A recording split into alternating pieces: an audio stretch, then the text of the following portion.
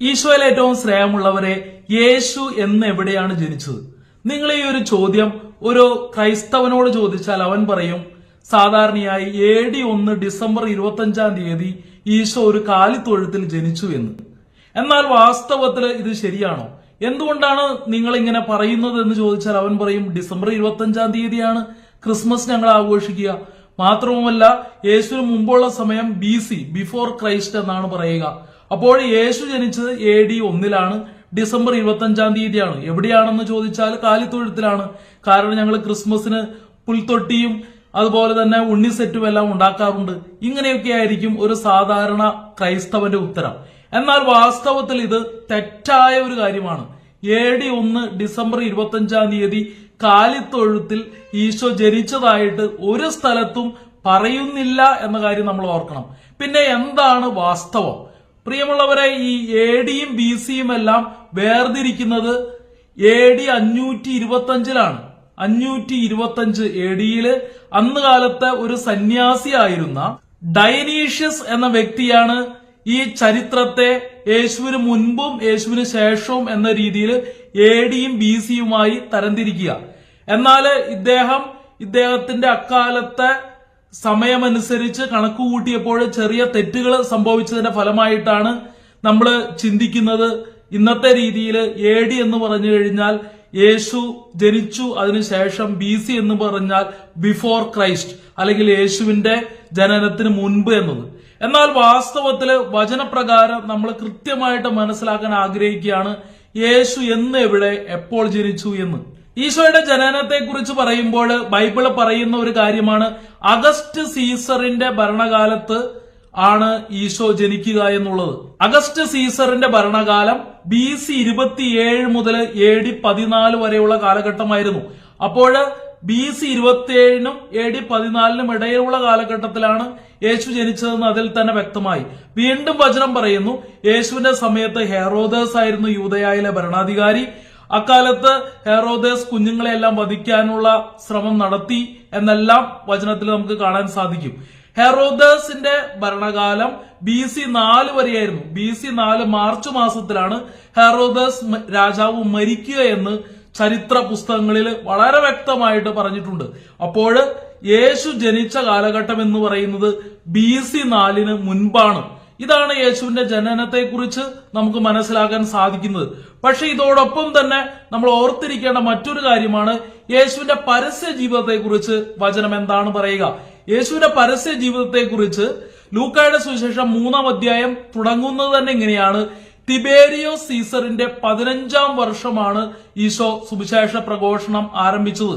അതായത് Tiberius Caesar അധികാരം ഏറ്റെടുക്കുക അഗസ്റ്റ് സീസർ AD 14 മരിക്കുമ്പോഴാണ്. അപ്പോൾ AD 14 മരിച്ചിട്ട് തിബേരിയസ് സീസറിന്റെ 15-ാം വർഷം എന്ന് പറയുന്നത് AD 29 അപ്പോൾ AD 29 യേശു പരസ്യ ജീവിതം ആരംഭിക്കുക. വീണ്ടും വചനം പറയുന്നു പരസ്യ ജീവിതം ആരംഭിക്കുമ്പോൾ അവൻ ഏകദേശം 30 വയസ്സ് പ്രായമായിരുന്നു. അതായത് കൃത്യമായി 30 വയസ്സ് പ്രായമായി എന്നല്ല, കൃത്യമായി 30 വയസ്സാണെങ്കിൽ BC 1-ലായിരിക്കണം യേശു ജനിക്കേണ്ടത്. പക്ഷെ ഏകദേശം 30 വയസ്സ് പ്രായമായി എന്നാണ്. ഏകദേശം ഹൊസൈ ട്രേക്കോണ എന്നാണ് അവിടെ ഉപയോഗിച്ചിരിക്കുക. ഏകദേശം 30 വയസ്സ്, അതായത് ഒരു 30-35 ഇടയിലുള്ള ഒരു പ്രായം. ഇനി നമ്മൾ ഈ ഒരു പ്രായം നോക്കുകയാണെങ്കിൽ BC 8-ന് ശേഷമാണെങ്കിൽ അവിടെ പറയേണ്ടത് ഏകദേശം 40 വയസ്സ് പ്രായമായി എന്നാണ്. അപ്പോൾ യേശുവിന്റെ ജനനം BC 8-ന് മുൻപാണ്. ഹെറോദസ് ശിശുക്കളെയെല്ലാം 2 വയസ്സും അതിൽ താഴെയുമുള്ള കുഞ്ഞുങ്ങളെയെല്ലാം കൊല ചെയ്യാനുള്ള കൽപ്പന പുറപ്പെടുവിച്ചത് BC 5-ലോ അതിനു മുൻപോ ആണ്. അപ്പോൾ ആ സമയത്ത് യേശുവിന് ഏകദേശം 2 വയസ്സോ അതിൽ താഴെയോ പ്രായമായിരിക്കണം. അപ്പോൾ BC 5-നും BC 8-നും ഇടയിലുള്ള ഒരു സമയത്താണ് യേശുവിന്റെ ജനനം എന്ന് നമുക്ക് മനസ്സിലാക്കാം. അതുകൊണ്ട് തന്നെ POC ബൈബിളില് നമ്മൾ നോക്കുകയാണെങ്കിൽ അതിന്റെ അവസാന ഭാഗങ്ങളിൽ ഒരു ചരിത്രത്തിലൂടെ ഉള്ള പ്രധാനപ്പെട്ട കാര്യങ്ങൾ അവിടെ പറഞ്ഞിരിക്കുമ്പോൾ BC 6, 7 എന്നിട്ടിട്ട് ഒരു ചോദ്യചിഹ്നം ഇട്ടിട്ടുണ്ട്. അതായത് BC 6-ലോ 7-ലോ ഏതെങ്കിലും ഒരു സമയത്തായിരിക്കാം യേശു ജനിച്ചത് എന്നാണ് ഇതിൽ നിന്നും ഈ ചരിത്ര രേഖകളിൽ നിന്നും നമുക്ക് വചനത്തിന്റെ അടിസ്ഥാനത്തിൽ മനസ്സിലാക്കാൻ സാധിക്കുന്നത്. ഇനി നമ്മൾ നോക്കുന്നത് യേശു എവിടെയാണ് ജനിച്ചത് എന്നാണ്. വളരെ വ്യക്തമായിട്ട് എല്ലാവരും പറയും ബത്ലഹമിലെ കാലിത്തൊഴുത്തിലാണ് യേശു ജനിച്ചതെന്ന്. കാരണം വചനം പറയുന്നു, ഈശോയെ പ്രസവിച്ച ശേഷം മാതാവ് പുൽത്തൊട്ടിയിൽ കിടത്തി. ലൂക്കായുടെ സുവിശേഷം 2:7. വീണ്ടും വചനത്തിൽ നമ്മൾ കാണുന്നു, ലൂക്കായുടെ സുവിശേഷം 2:12 മാലാഹ വൃന്ദം ആട്ടിടയന്മാരുടെ അടുത്തെത്തി പറഞ്ഞു, നിങ്ങൾ പുൽത്തൊട്ടിയിൽ കിടത്തിയിരിക്കുന്ന ശിശുവിനെ കാണുമെന്ന്.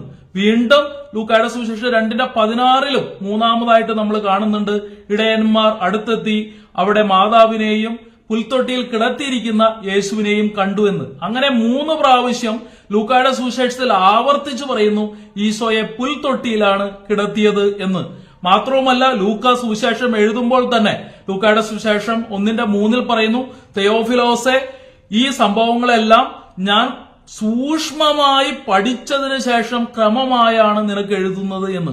അതായത് സൂക്ഷ്മമായി പഠിച്ച ഒരു കാര്യമാണ് ലൂക്ക പറയുന്നത്, യേശുവിനെ പുൽത്തൊട്ടിയിലാണ് കിടത്തി എന്നത്.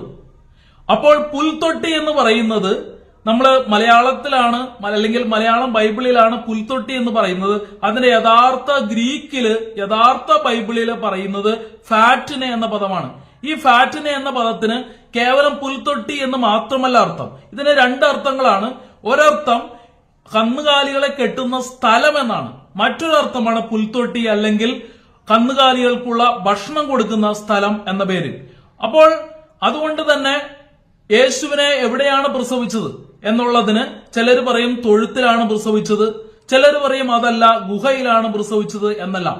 അപ്പോൾ നമ്മൾ നോക്കേണ്ടത് ഇതേക്കുറിച്ച് സഭാപിതാക്കന്മാര് എന്താണ് പറയുന്നത് എന്നാണ്. അതായത് ഈ ബൈബിൾ എഴുതിയ കാലഘട്ടത്തിലെ സഭാപിതാക്കന്മാർ എന്താണ് പറയുന്നത് എന്നാണ്. കാരണം ബൈബിളില് ഫാറ്റിന് എന്ന വാക്ക് മാത്രമാണ് പറഞ്ഞിരിക്കുക. AD 100 ജനിച്ച വിശുദ്ധ ജസ്റ്റിൻ പറയുന്നത് യേശുവിനെ മറിയം ബത്ലഹേമിലെ ഒരു ഗുഹയിൽ പ്രസവിച്ചു എന്നാണ്. ബത്ലഹേമിലെ ഒരു ഗുഹയിൽ.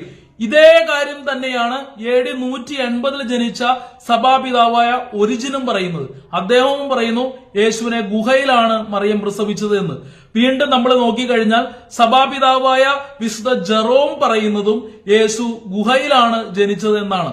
ആ ഒരു പാരമ്പര്യത്തിന്റെ അടിസ്ഥാനത്തിൽ തന്നെ ആദിമ കാലഘട്ടത്തിൽ ജനങ്ങൾ വിശ്വസിച്ചു പോകുന്ന ബത്ലഹേമിലുള്ള ഗുഹയില് പിന്നീട് ക്രൈസ്തവ വിശ്വാസം സ്വീകരിച്ച കോൺസ്റ്റന്റൈൻ ചക്രവർത്തി അദ്ദേഹത്തിന്റെ അമ്മയായിരുന്ന ഹെലനയുടെ ആഗ്രഹപ്രകാരം ആ സ്ഥലത്ത് വരികയും ബത്ലഹേമില് യേശു ജനിച്ചു എന്ന് പറയപ്പെടുന്ന ഗുഹയുടെ മുകളില് ഒരു ചർച്ച് സ്ഥാപിക്കുകയും ചെയ്തു.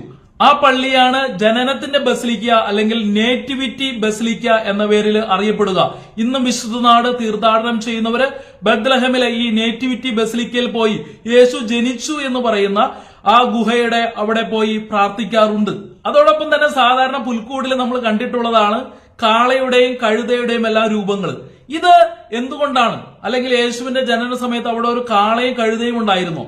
പ്രിയമുള്ളവരെ, ഇവിടെ നമ്മൾ നോക്കേണ്ടത് യേശയ്യായുടെ പുസ്തകം 1:3 അവിടെ ഇങ്ങനെ പറയുന്നു, കാള തന്റെ ഉടമയെയും കഴുത തന്റെ യജമാനെയും അറിയുന്നു, എന്നാൽ ഇസ്രായേൽ ജനം ഗ്രഹിക്കുന്നില്ല, മനസ്സിലാക്കുന്നില്ല. അതെ, തീർച്ചയായിട്ടും യോഹന്നാൻ ഇങ്ങനെയാണ് പറയുന്നത്, വചനം മാംസമായി അവരുടെ ഇടയിലേക്ക് വന്നു, അവൻ സ്വജനത്തിന്റെ അടുത്തേക്ക് വന്നു, എന്നാൽ അവർ അവനെ സ്വീകരിച്ചില്ല. ഈ ഒരു സത്യം പറയാനായിട്ടാണ് അവിടെ കാളയുടെയും കഴുതയുടെയും രൂപങ്ങള് സാധാരണ പുൽക്കൂടില് വയ്ക്കുന്നത്. ഇനി അറിഞ്ഞിട്ടില്ലെങ്കിൽ അടുത്ത തവണ പുൽക്കൂട് നമ്മൾ ഒരുക്കുമ്പോൾ ഈ കാര്യങ്ങൾ നമ്മുടെ മനസ്സിലുണ്ടായിരിക്കണം. ഇനി യേശു എപ്പോഴാണ് ജനിച്ചത്? പകലാണോ രാത്രിയാണോ എന്നെല്ലാം ചിലർ ചോദിക്കാറുണ്ട്. ഈ കാര്യത്തെക്കുറിച്ച് വചനമൊന്നും പറയുന്നില്ലെങ്കിലും ഒരു കാര്യം വളരെ വ്യക്തമാണ് വചനത്തില്. ലൂക്കായുടെ സുവിശേഷം 2:8 ഇങ്ങനെ പറയുന്നു, രാത്രിയില് ഇടയന്മാർക്ക് സ്വർഗദൂതന്മാരുടെ ദർശനമുണ്ടായി. ആ ദർശനത്തിന് ശേഷം വചനം പറയുന്നു 2:16 അവർ അതിവേഗം ബത്ലഹേമിലേക്ക് പുറപ്പെട്ട് അവിടെ യേശുവിനെയും അവന്റെ അമ്മയായ മറിയത്തെയും എല്ലാം കണ്ടു എന്ന്. ഇപ്പോൾ യേശു രാവിലെയാണ് അല്ലെങ്കിൽ പകലാണ് ജനിച്ചത് എങ്കിൽ ഈ ഇത്രയും സമയത്തിന് ശേഷം സ്വർഗദൂതൻ രാത്രിയിൽ പ്രത്യക്ഷപ്പെട്ടു എങ്കിൽ അവർക്ക് അതിവേഗം ബത്ലഹേമിലേക്ക് ഓടേണ്ട ആവശ്യമൊന്നുമില്ല. അതുകൊണ്ട് തന്നെ യേശു രാത്രിയിൽ ജനിച്ചു എന്നാണ് പാരമ്പര്യമായി കരുതപ്പെടുന്നത്. അപ്പോൾ ഇതിൽ നിന്ന് നമുക്ക് മനസ്സിലാക്കാൻ സാധിക്കുന്ന ഒരു കാര്യം, BC 5-നും 7-നും ഇടയിലുള്ള ഒരു കാലഘട്ടത്തിൽ ഹെറോദേസ് രാജാവായിരിക്കുമ്പോൾ അഗസ്റ്റ് സീസറിന്റെ ഭരണകാലത്താണ് യേശു ജനിക്കുക. യേശു കാലിത്തൊഴുത്തിലാണ് ജനിച്ചത് എന്ന് നമുക്ക് പറയാൻ സാധിക്കില്ല. ബത്ലഹമിലുള്ള ഗുഹയിലാണ് യേശു ജനിച്ചതെന്നാണ് പാരമ്പര്യ വിശ്വാസവും സഭാപിതാക്കന്മാരും പറയുന്നത്. യേശു രാത്രിയിലായിരിക്കണം ജനിച്ചത്. കാരണം ആട്ടിടയന്മാർക്ക് സ്വർഗദൂതന്മാരുടെ ദർശനമുണ്ടാകുന്നതും അവർ അതിവേഗം പുറപ്പെട്ട യേശുവിനെ കാണുന്നതുമെല്ലാം രാത്രിയിലാണ്. കാര്യങ്ങൾ നിങ്ങൾക്ക് മനസ്സിലായി എന്ന് കരുതുന്നു. അറിയാത്ത മറ്റുള്ളവരോടും പറയുക, ഷെയർ ചെയ്യുക. ദൈവം അനുഗ്രഹിക്കട്ടെ. ആമേൻ.